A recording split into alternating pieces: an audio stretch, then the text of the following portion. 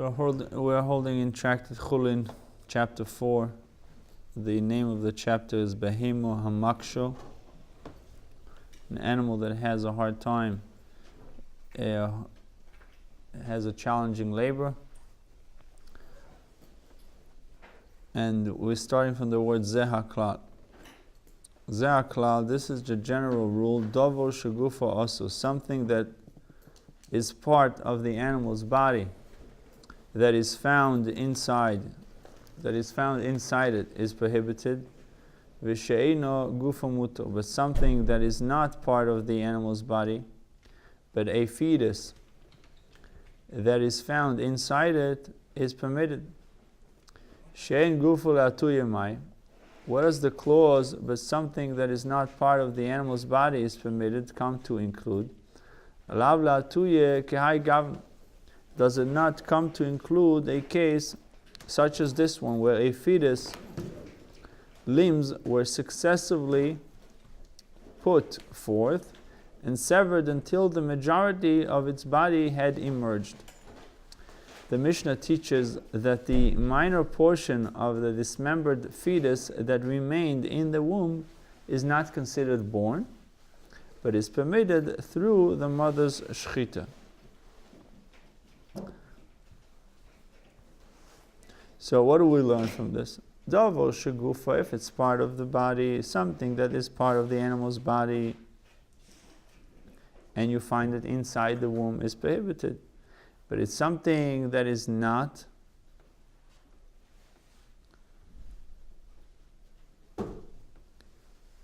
V'she'eino gufa, but something that is not part of the animal's body, but a fetus.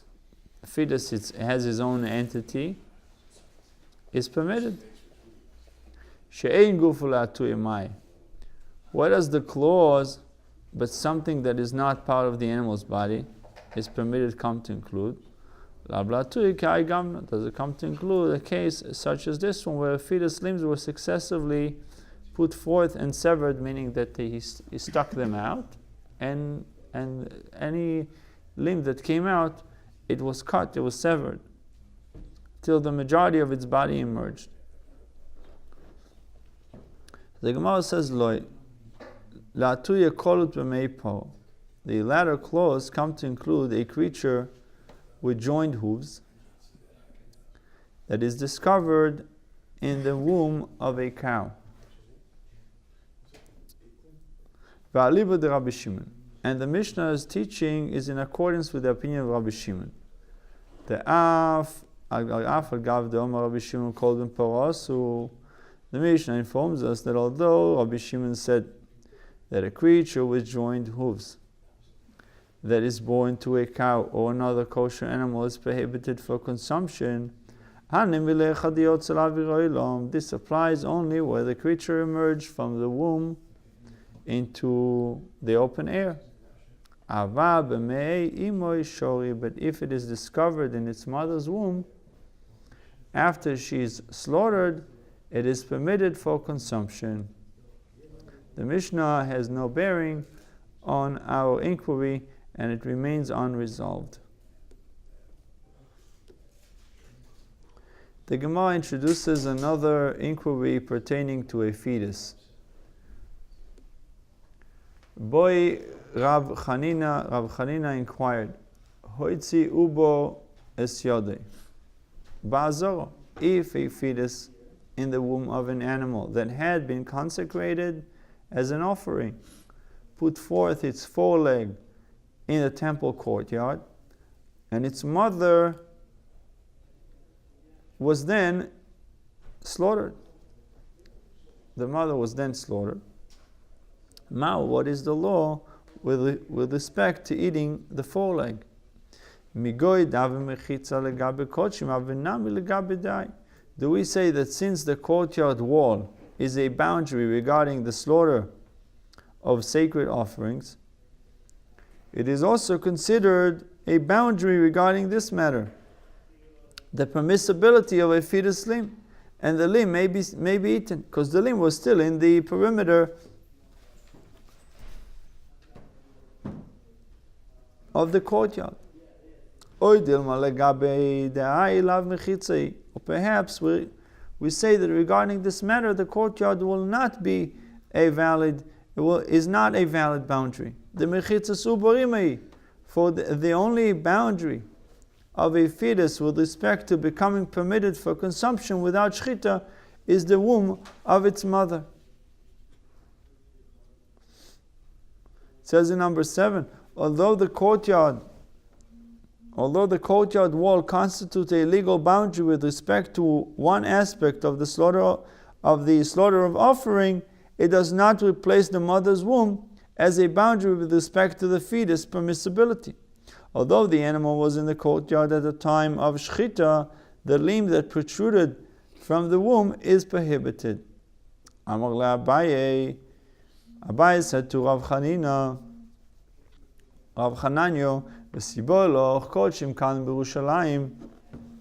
according to your reasoning, you should inquire about a case where the fetus of Kochim Kalim offering put forth its limb while the animal was in Yerushalayim.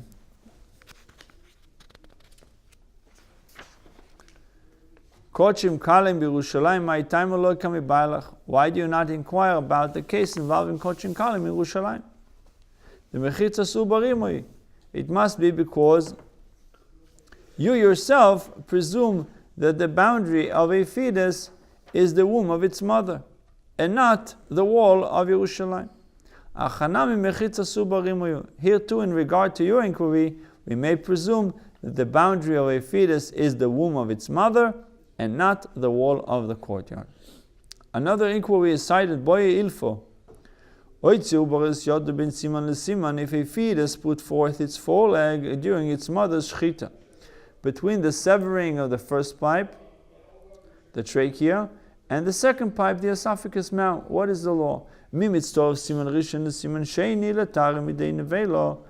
the severing of the first pipe legally joined to the severing of the second pipe to comprise one complete act of shchita, so that it may serve to keep the protruding foreleg pure of the tumah of nevela, or is it not joined for that purpose? A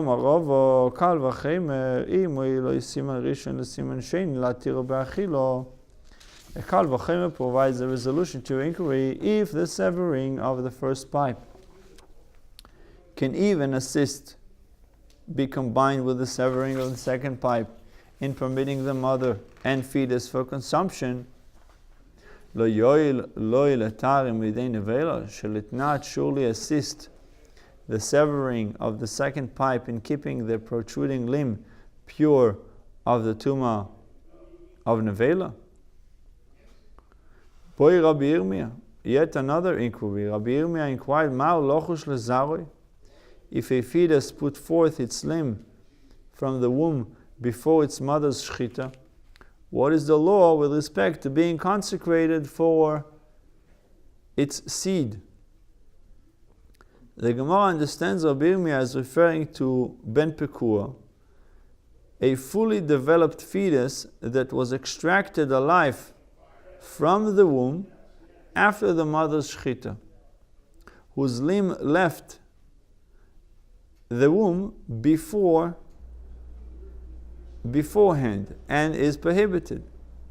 The Ben Pekua eventually grew to adulthood and sired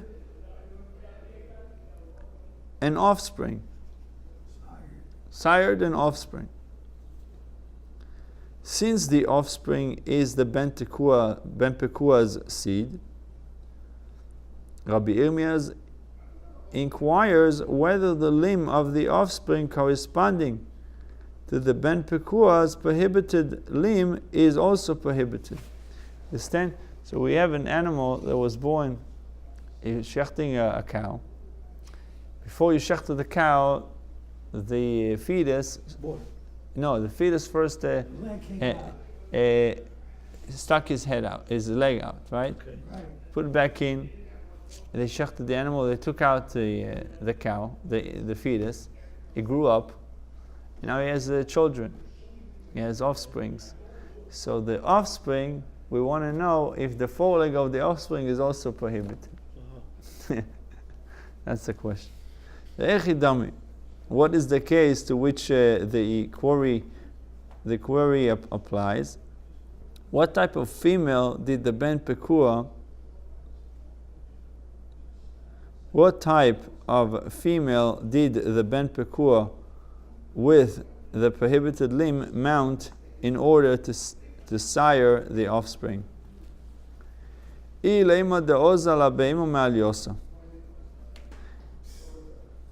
If you say it is a case where the ben pekua, thank you. If you say it is a case where the ben pekua mounted a normal female animal that was not ben pekua and produced an offspring, why does Rabbi Yirmiyah inquire specifically about this particular ben pekua that possesses a limb prohibited because it went outside its boundary? Afilu ben pekua de'omonami. Even if an ordinary ben pekua, one that is entirely permitted, sires an offspring by a normal female, the offspring is also in a unique category. Remember, we said the ben pekua's offspring is also has a unique category that it doesn't have to be shechted to be killed, to be eaten. Except for Marasai, you have to shecht. Obviously, I'm talking about just the idea is that ben pekua doesn't have to When be. he put his leg out, yesterday we learned that we cut this leg. What if you didn't cut? A ben pekua. Regardless, the leg is prohibited. So, okay, so you shecht a cow, and inside the cow is a fetus is full term. It comes out, it's alive. Yeah. The Omar Rav Misharshayo said, according to the opinion of the one who says that we are concerned for the father's seed. Ben pekua, so if a ben pekua mounts a normal animal, mates with a normal animal, and produces an offspring, Havlad ein lo takono. The offspring has no means of rectification. That is, it cannot possibly be permitted for consumption. Why? Since the product of ben pekua, and a normal female, is in any event prohibited, Rabbi Yirmiyah could not have meant to inquire about the case where the ben pekua with the prohibited limb sired an offspring by an ordinary female. The Gemara defines the case to which Rabbi Yirmiyah refers and explains the inquiry. It is necessary to inquire only regarding a case where the ben pekua with the prohibited limb mounted the ben pekua like itself and produced an offspring. Rabbi Yirmiyah means to inquire according to the opinion that we are concerned for the father's seed as follows. What is the offspring status? Aver, moilid aver, do we say that each limb of the father sires the corresponding limb of the offspring? And thus one must merely sever the limb corresponding to the father's prohibited one, and the remainder of the offspring is prohibited. Or dilma mevalbel zare. Perhaps we say that the father's seed is commingled. It got mixed up, and every part of him contributes to the production of every part of his offspring. The entire offspring is prohibited because its entirety is partially a product of the father's prohibited limb. Question, Rabbi, sorry. But when a guy father make a chatuna with a Jewish girl, the offspring is kosher. Right, because we Why they- follow the mother. Why they don't follow the mother here? Over here it's not yet clear because it goes back and forth whether just the limb is going to be prohibited or the entire. That's what he says over here. Maybe we should say that the entire thing should not be kosher. If we, right here, if we held like this, you could have an entire flock that you couldn't use. It says in number 21, either way, the part of the offspring sired by the prohibited limb is unrectifiable, meaning there's no way to correct it, since it is impossible to perform a valid shechita with the offspring. The question is merely which portion of the offspring carries the prohibition of the father's limb. You have a baby, which part of the baby carries that prohibition? Is it his leg? Is it his head? What is it? The question is merely which portion of the offspring carries the prohibition of the father's limb. The Gemara views the father's seed as a product of all his organs and limbs, leading it to consider whether each of the offspring's limbs has halachic status of the father's corresponding limb, or it entirely has the halachic status of all the father's components combined. So the Gemara retracted this explanation of the inquiry and offers another. Hodar Omar. Later he said, Pshita de mevalbel zari. It is obvious that the father's seed is commingled. De'im kain, for if it was so, that each of his limbs sires the offspring's corresponding limb, suma yoled suma, vekitea yoled kitea. If you would say that each of the limbs sires the offspring's corresponding limb, meaning your father's hand was connected to your hand, and his head was connected to your head. Each of his limb creating your limbs. If you would make this argument, that each of his limbs sires the offspring's corresponding limb, then a blind father should sire a blind offspring. And a lame father, so missing a leg, should sire a lame offspring. It is obvious that the father's seed is commingled. And this is what we mean to inquire. Beheimah be'olmo lav mikoyach chelev vodom koasya v'shayo is an ordinary animal not produced by dint of the chelev and blood of its father, yet permitted for consumption. Dint is like the DNA? No. It's like part of it. No, dint is a little bit, I don't know. I gotta give you. Okay. Yeah, of course you heard of dint. How do you spell it? D-I-N-T. Yet permitted for consumption. So what he's saying is, you look at 24, it says the father's chelev and blood, the fat, the forbidden fat and the blood, which are prohibited for consumption, contribute to the production of his seed. Right? Nevertheless, the offspring is kosher, the offspring of a kosher animal may be eaten. Right? So the point that I'm trying to say, that part of it is creating the seed of the father. Yeah. The chelev, the blood, and the blood is prohibited. Also the chelev. Right? No, Dint, blow, stroke. because of, by, Because of, okay. okay, Okay, thank you. help your vocabulary. So something taref produce the seed. Yeah, seemingly something not kosher producing the seed. Nice. Achanami lo yisheno. Here too it is no different, and although the offspring is produced by dint of its father's prohibited limb, in addition to his chelev and blood, it is permitted for consumption. That's one way of looking at it. Saying even though the father had a limb that is not kosher, the animal is kosher. But since the father was ben pekua, and he stuck his foreleg out, right? So his leg is not kosher.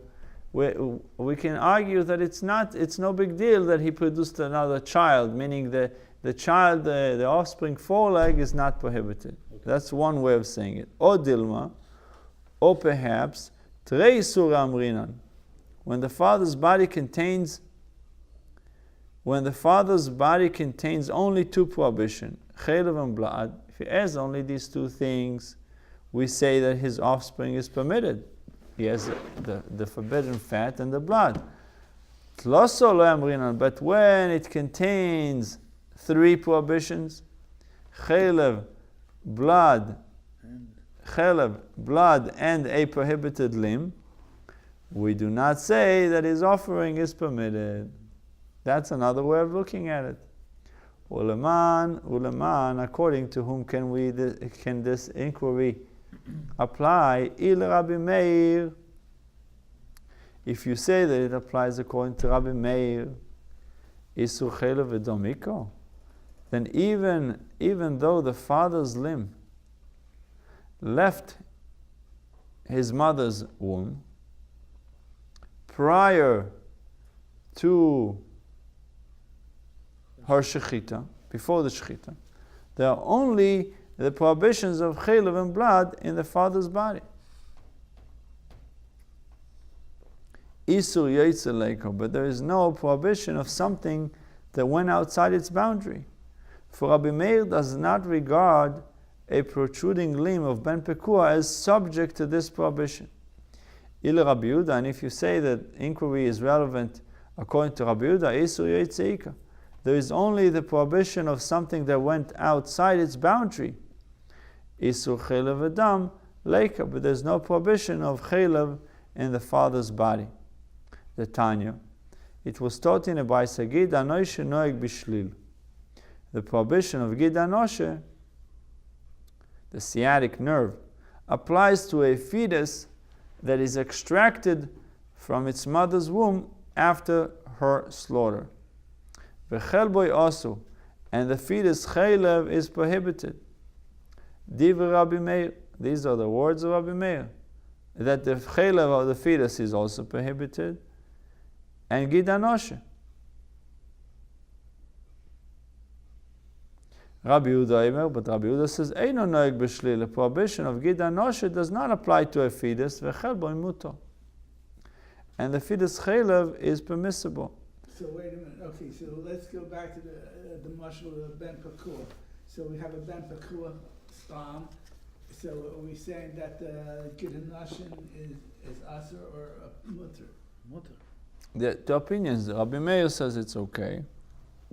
Rabbi Meir says it's prohibited, and Rabbi Yehuda says it's mutter. No, we're not finished yet. The Gemara concedes and gives a final interpretation of Rabbi Yirmiyah's inquiry. Ela kol mikoyach lamrin, rather regarding anything produced by dint of a prohibited source, we do not say that it has the same status as that source. The shori, for it is surely permissible as the prohibition of the source does not carry over to the product. Therefore, the offering of a ben pekua that has a prohibited limb is certainly permitted. And rather, this is what we mean to inquire. If the ben pekua with the prohibited limb is a female, and it is lactating, what is the law with respect to swallowing its milk? It says in 33, when Rabbi Yirmiyah stated what is the law with respect to being concern for its seed, he did not refer to the offspring of a male ben pekua, but to the milk of a female ben pekua. He mentioned seed because the female does not produce milk until it bears offspring. He meant to inquire if a female ben pekua that has a prohibited limb gives birth and then begins to produce milk, what is the status of that milk? So it's a ben pekua with a prohibited limb.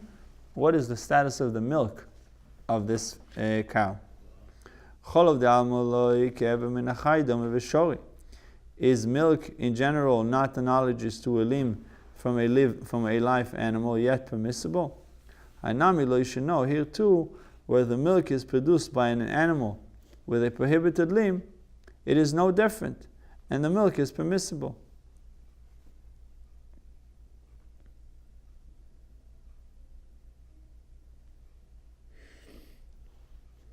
Or perhaps you can say, the milk of this animal is different than that of an ordinary animal.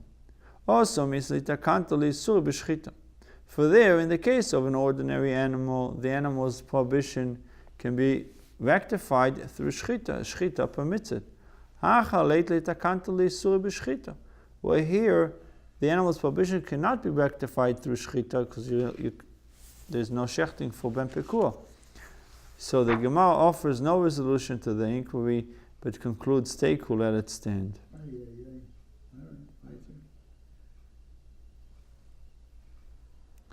If one cuts off part of a fetus that is in an animal's womb, leaves it inside, and then slaughters the animal, the detached portion is permitted for consumption. Menalan, from where do we derive this? It is written, any animal that has a split hoof within an animal, you may eat it. Beheimah, the expression animal within an animal comes to include a fetus found in the womb of a slaughtered animal, teaching that it is permissible. The exposition is based on the premise that Scripture refers to a fetus as an animal within an animal. The Gemara challenges this notion. But now, according to your assumption that a fetus is considered an animal, one should be able to effect teruma with a fetus. Almutenan. Why then did we learn in a Mishnah, Ein memirin, we cannot effect teruma, lo ivorin beuborin, neither by substituting limbs for fetuses, v'lo uborin beivorin, nor by substituting fetuses for limbs, v'lo ivorin v'uborin b'shleimim, nor by substituting limbs or fetuses for whole animals, v'lo shleimin boim, nor by substituting whole animals for them, limbs or fetuses. If a fetus is classified as an animal, one should be able to effect teruma by substituting a fetus for a whole animal, and vice versa. Obviously, the Gemara is proving that it's not an animal. The Gemara concedes that Scripture does not consider a fetus an animal, and therefore revises its exposition. Rather, in the previously cited pasuk, Scripture states, and any animal within an animal, to include a fetus found in the womb of a slaughtered animal, teaching that it is permissible. The Gemara says, if it is so that the expression any, kol beheimah, within an animal includes all things found inside a slaughtered animal, then even if one cuts off part of the spleen or kidneys of an animal and leaves it inside, it should also be permissible when the animal is slaughtered. Everything that is inside it, you said, is permissible. But we learn, if one cuts off part of a fetus that is in an animal womb, is in an animal's womb, leaves it inside, and then slaughters the animal, the detached portion is permitted for consumption. But if one detaches part of the spleen or kidneys of the animal itself, then even if he leaves it inside the animal and then slaughters it, the detached portion is prohibited for consumption. The Gemara responds, Omar Kro Oiso. Scripture states in the cited pasuk, it you may eat. and it implies that something found inside the animal is permissible. Shleimo v'lo chasero, only when the animal is whole, but not when it is deficient. The Gemara asks further, elameato, but now that you expound any within an animal as teaching that any fetus found inside a slaughtered animal is permissible, if one slaughters an animal and finds in it a deformed creature that is in the form of a dove, it should be permitted for consumption. Why then did Rabbi Yochanan say, if one slaughters an animal and finds in it a creature in the form of a dove, or any form other than that of an animal, it is prohibited for consumption. Ba'ina process veleiko, we require that the fetus found inside the animal have hooves, and this condition is not fulfilled when it resembles a dove. The Gemara counters, a creature with joined hooves in the womb of a cow should be prohibited. Why? A Bryce of the Academy of Rabbi Shmuel was taught in accordance with the opinion of Rabbi Shimon ben Yochai as follows.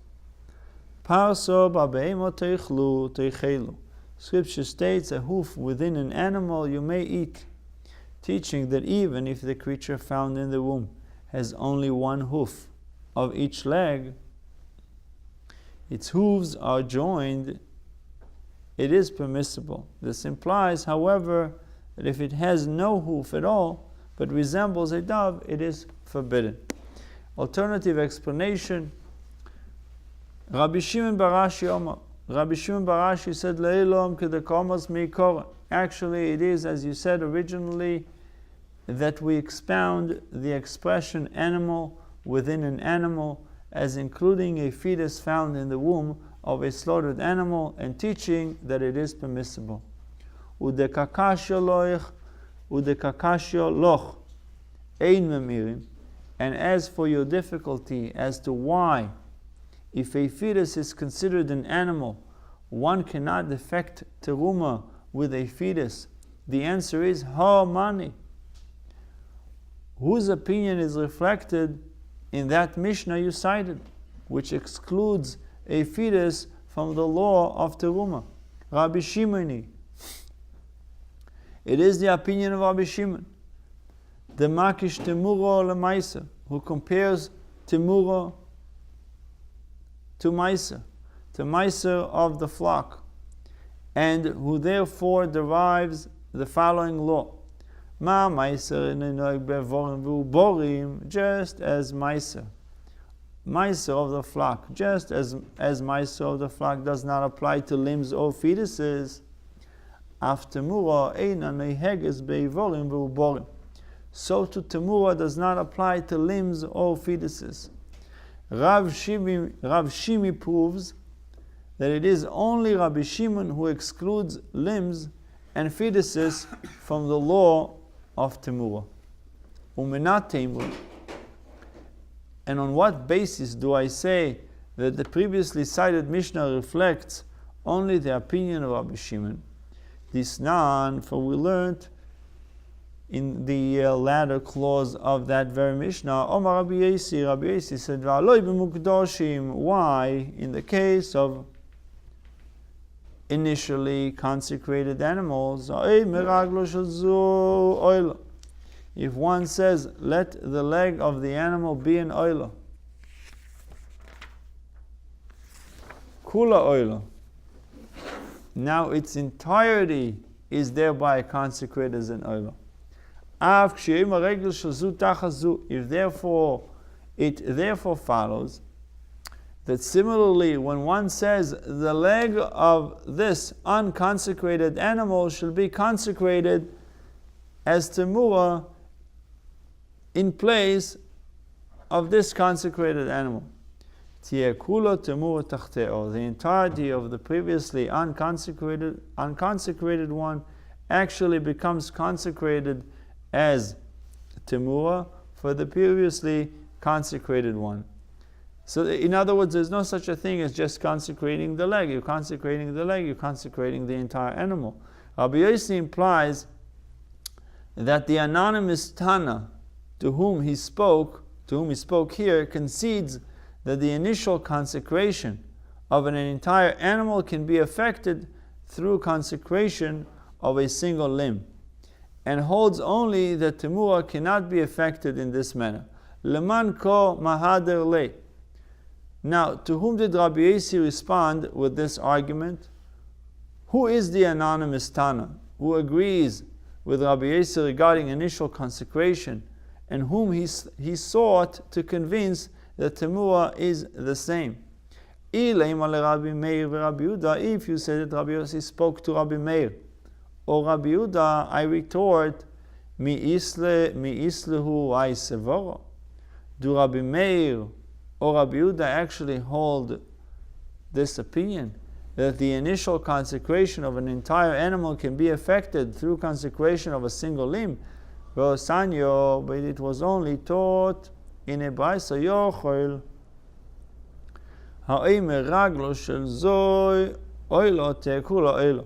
It might be thought that if one says, let the leg of this animal be an oilo, a burnt offering, its entirety is thereby consecrated as an oilo.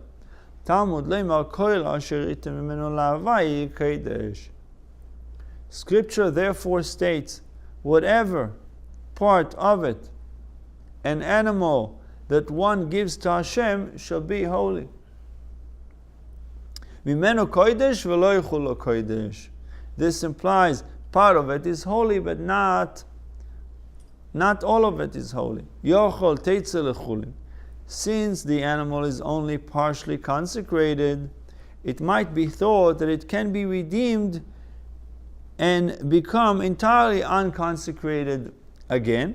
Talmud Loimar Iyeh, the scripture therefore states in the cited pasuk, shall be holy, Iyeh, Ba'avayosotieh, which implies that the consecrated portion shall be permanently in its state of holiness and shall never be redeemed. HaKetzad, how then is the partially consecrated animal to be treated? When you say just the leg should be a burnt offering, Timocher letzorche oilo, how do I treat it? It is sold for purposes of oilo offerings. You take the money, v'dameh Chullin, and the money received for it is Chullin and belongs to the owner, meaning it has no sanctity. Chutz midmei ever shebo, except for the value of its consecrated limb. The consecrated limb, if it's worth, how much does a limb cost in the meat market? And that money is consecrated. Div Rabbi Meir. These are the words of Rabbi Meir, Rabbi Yehuda. These are the words of Rabbi Meir and Rabbi Yehuda. Rabbi Yossi and Rabbi Shimon, Rabbi Yossi and Rabbi Shimon say, "Menayin laim meraglo shel zu oilo tieh kul oilo." Rabbi Yossi and Rabbi Shimon say, from where is it derived that if one says, let the leg of this animal be an oilo, its entirety is in fact consecrated as an oilo? Talmud Leimar Iyeh Rabbi Seskulo, for scripture states, shall be holy, and this comes to include the entirety of the animal as consecrated. Rav Shimi reiterates his proof, Leman. To whom did Rabbi Yossi respond in the Mishnah cited above when he reasoned that since the initial consecration of an entire animal can be effected through consecration of a single limb, it follows that temura can also be effected in this manner? If you say that he responded to Rabbi Meir, Rabbi Yehuda, I retort, mi isle lahu ay svaro. Do Rabbi Meir or Rabbi Yehuda actually hold this opinion, that the initial consecration of an entire animal can be effected through consecration of a single limb? Why? we have demonstrated that Rabbi Meir and Rabbi Yehuda consider only that limb to be consecrated. Elalav Rabbi Shimon, rather, is not clear that Rabbi Yossi responded to Rabbi Shimon. We see that Rabbi Shimon is the Tana who ruled in the previously cited Mishnah that Temura cannot be affected with limbs or fetuses. The proof is rejected. Loi, Rabbi Yossi did not respond to Rabbi Shimon. Rabbi Yossi time with enough shekoma. Rabbi Yossi stated his own reasoning. It says in 25, when Rabbi Yossi spoke in the Mishnah, it did not mean to tell the Tanakama, since you concede regarding initial consecration, you should also consider regarding teruma or regarding temura. Rather, he explicated the basis for his own opinion. He said, since I know with certainty, based on my own opinion, based on my exposition of Scripture, that initial consecration can be effected through the consecration of a single limb, I extrapolate logically that the same applies to Temura. The Tanakama whom he addressed may have been Rabbi Meir or Rabbi Yehuda, who dispute him even regarding initial consecration. And since we have no basis for assuming that Rabbi Meir or Rabbi Yehuda links Temura to Meiser, we may say that the Tanakama's reason for excluding limbs and fetuses from Temura is that neither a limb nor a fetus qualifies as an animal. Moreover, even Rabbi Yossi agrees that a limb or fetus does not qualify as an animal. However, he maintains that when one says, let the leg of this animal be temura for this other one, the law is that the entire animal becomes temura, and thus the person has substituted an animal for an animal. In summary, there is no proof that the anonymous Tana who exclude fetuses from temura is Rabbi Shimon, and thus it is unclear whether the Tana's reason is because temura is linked to Meiser, as Rabbi Shimon is known to hold, or because a fetus does not qualify as an animal. Now Rav Shimon Bar Ashi holds that a fetus does qualify as an animal, and thus derives the permissibility of a fetus found in the womb from the expression animal within an animal. But the Gemara above held that a fetus does not qualify as an animal, and that we must therefore derive its permissibility from the expression any within an animal. And with that, we're going to start a new Mishnah. Any male firstborn lamb, kid, or calf is automatically sanctified as a bechor at birth. Now, the previous Mishnah permitted severing parts of an animal fetus when its mother is in difficult labor. The Mishnah discusses the treatment of the fetus when it is a firstborn. Hamevakeres Hamekashah, if an animal delivering its first young is in difficult labor, one may cut off each limb of the fetus as it emerges and throws it to the dogs. Yotzerubai, if the majority of the fetus emerged whole, and one then cut it apart, arizi cover, it must be buried. Venifteres mina bechoiro, and the mother is exempted from the law of bechoiro. So if it shows us that part of it, if he severed part of the limbs as they were coming out, let's say the hand came out, he cut it off to help the mother, to save the mother. Yeah. There's no kedusha to these limbs. Even though it's a firstborn, you can throw it to the dogs. Okay. But if the whole baby came out, and then he cut off, if the whole baby came out whole, and then he cut off part of it, maybe the baby came out dead, whatever, he cut a piece of it, he has to bury it. Now it has a kedusha. So the whole thing that we've been learning about is part of an aver. Part of an aver is it considered to be born or not, right? Like it would be the equivalent of like a regular birth, either yes or no. Yeah. But in this Mishnah, we're trying to figure out what to do with the Bechoyer when it has Kedusha. So the Gemara cites a discussion pertaining to the law that a Bechoyer becomes sanctified when its greater part emerges from the womb. So that would be like in a fraction 2/3, right?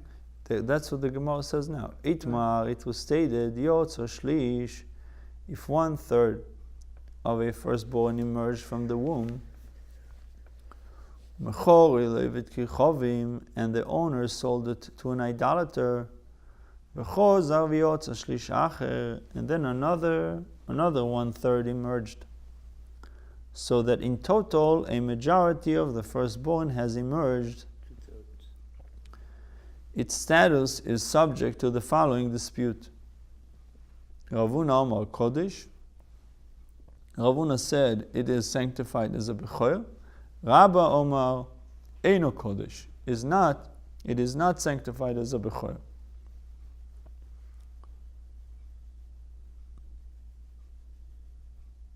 It says in 31, the law is that only a firstborn belonging exclusively to a Jew attains the sanctity of a Bechoyer, which requires it to be given to a Kohen, and offered on the altar.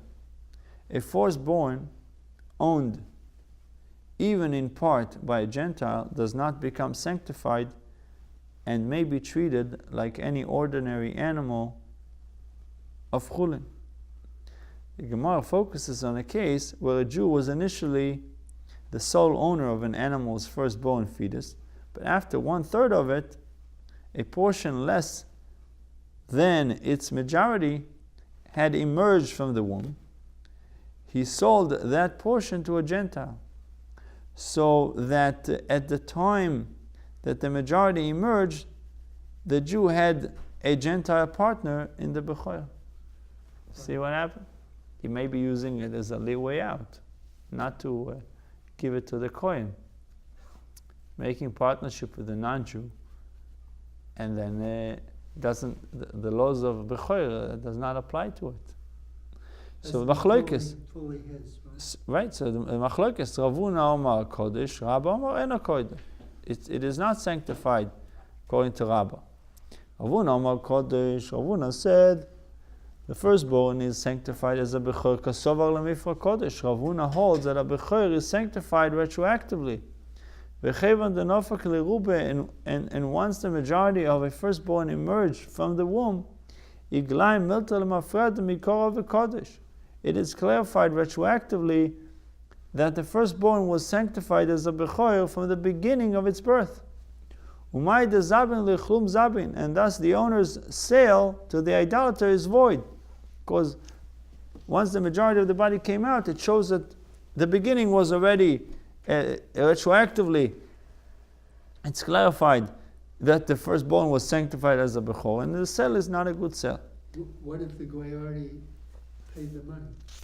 But he was already Mishon? When we say that something is not a sale, like if someone steals a car and sells it to you, the sale is a sale. You say, well, but I paid them.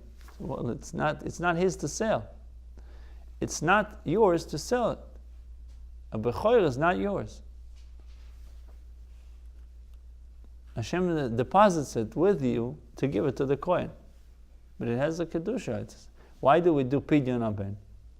We're redeeming the child. It's not ours. Once we redeem it, it becomes ours. So that's the reasoning of Rabbah. Rabbah says it's of Rav Huna. Rav Huna holds that a Bechoyer is sanctified retroactively. Rabba Omar Eno Kodesh. Rabba said that the firstborn is not sanctified as a Bechoyer. Kasovar mikanu laba kodesh. Because Rabbah holds that when the majority of a firstborn emerges from the womb, it is sanctified from this point forward. Umay does Not retroactive. right, not retroactively. Umay the zabin shapir zobin. And he said thus the owner's sale to the idolater is valid. In other words, these limbs that came out were not sanctified yet. Only once the majority comes out, afterwards, anything that comes out is sanctified. V'ozdul Tamayo and Ravuna and Rabba follow their own reasoning. Deitma, what was the reasoning? It was stated, Yotzu shlish derech doifen. If 1/3 of a first fetus, a bechoir, emerged by way of an opening in its mother's abdominal wall. Which means a cesarean, Right. Partial cesarean. a partial cesarean. Ushnei shlishei derech rechem. And the latter 2/3 then emerge naturally by the way of the womb. Its status is subject to the following dispute. Ravuna said, Eino Kodesh. It is not sanctified as a Bechoir. Rabba Omar Kodesh. And Rabba said it is sanctified. So Rabbi Hillel would say because part of it came out through a cesarean succession, right? That would Yeah. disqualify it as Correct. being a Bechor.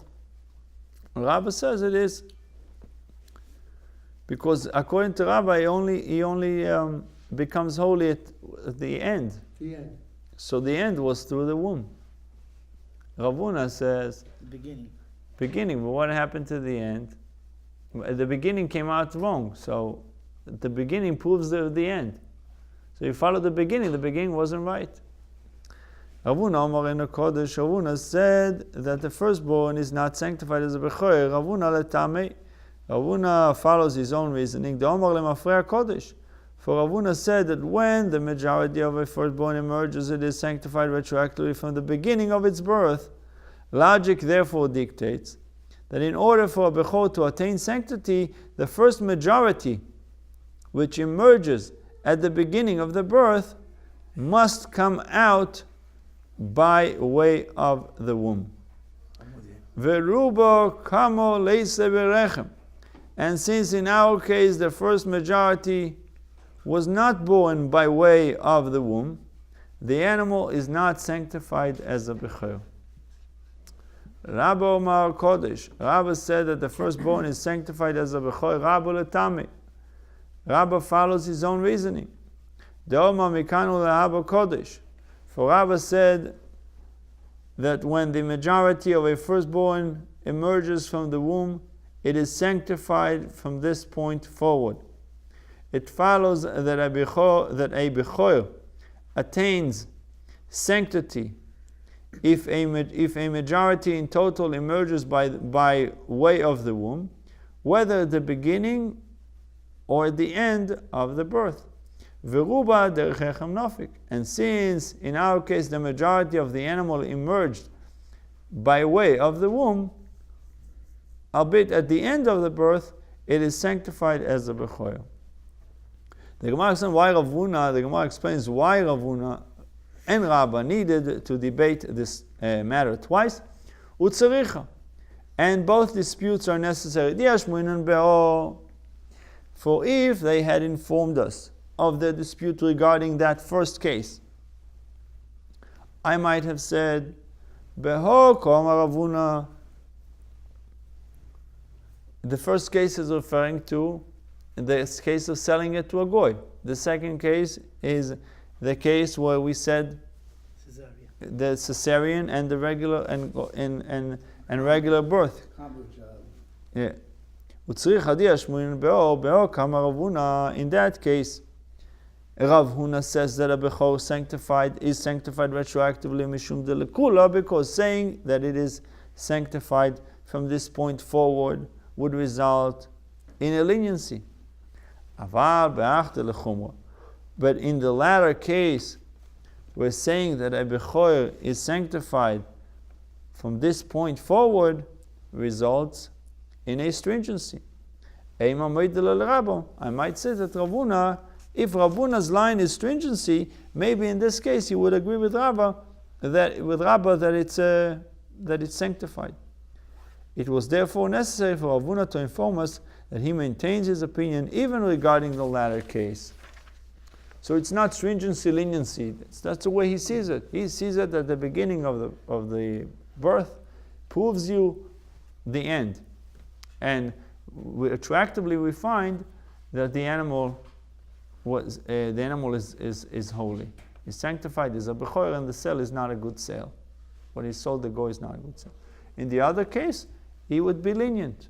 It's not that he like B'Shamai B'Sila. I'm always, most of the time I'm lenient and now I'm stringent, or vice versa. It's according to his reasoning. And his reasoning is that what we follow what happens in the beginning. Rabba doesn't see it that way. What is your opinion, Rabbi? 1 second. And if they informed us of their dispute regarding this latter case, I might have said that Behor Koma Rabbo. In this case, Rabba says that a Bechor is sanctified from this point forward, because this results in a stringent ruling. Aval Behor, but in the former case, we're saying that a Bechor is sanctified from this point forward, result in a lenient ruling. I might say that Rabba considered to Ravuna, it was therefore necessary for Rabba to inform us that he maintains his opinion even regarding that case. Tzaricha, both disputes are necessary. It says in the first, in note 1, in the first dispute we'll learn the strength of Rabba's opinion, that he tells us he is lenient. In the first case he said the sale is a good sale. And in the latter dispute we'll learn the strength of Rav Huna's opinion, which shows us that it's not a bechor. Since the beginning of the birth was through a cesarean, Right. so it's not a good birth. What do you think? What is your opinion? We didn't get to the end yet. Yeah, there's still a way to go. There's a lot. The discussion goes on.